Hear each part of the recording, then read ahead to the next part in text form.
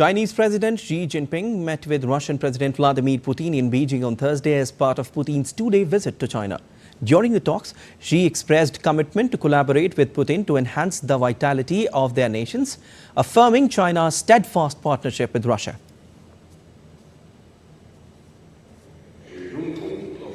China will always be a good neighbor, good friend of mutual trust with Russia, continue to consolidate the friendship between the two nations, work together to achieve the development and rejuvenation of our respective countries, and to uphold equity and justice in the world. Choosing China for his inaugural foreign visit since beginning his new six-year term as Russian president, Putin highlighted the strong foundation of practical cooperation between Moscow and Beijing. Moscow and Beijing indeed have a great background of practical cooperation. In 2023, the bilateral trade turnover has grown by almost a quarter and reached a great figure of $227 billion. China is our key partner in trade and commerce. All right, for more on this, DD India correspondent Laura Westbrook joins us with more from Hong Kong. Laura, Vladimir Putin met Xi Jinping in Beijing and both the leaders held a news conference. Could you tell us in details what all was discussed?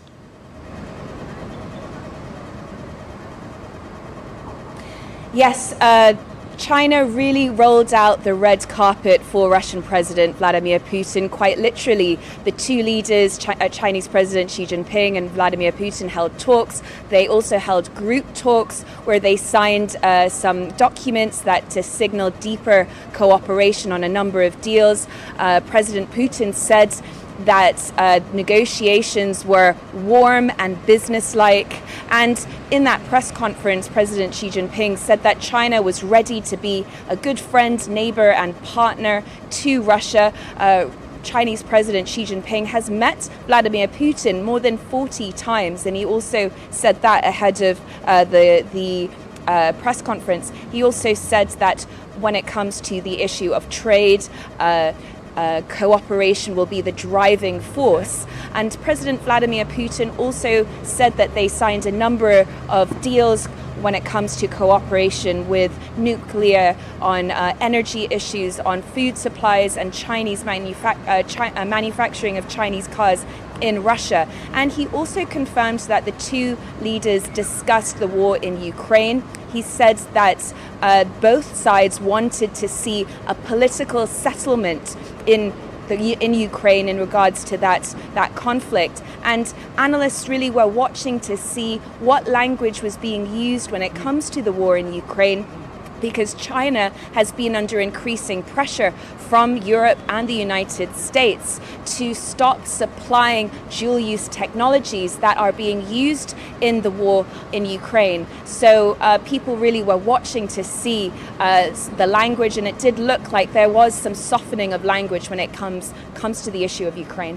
Okay, Laura, you've just mentioned the nuclear cooperation between the two nations. Vladimir Putin said, and I quote now, "We are deepening peaceful nuclear cooperation." Tell us a little more about it.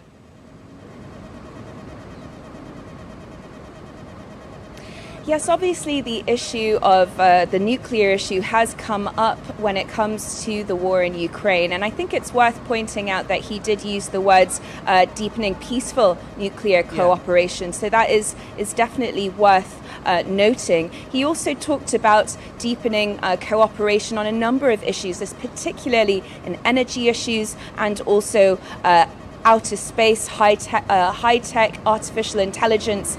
And Russia is bringing with them this quite large trade delegation. And so the issue of trade is something that they will be looking to sign up and deepen their cooperation.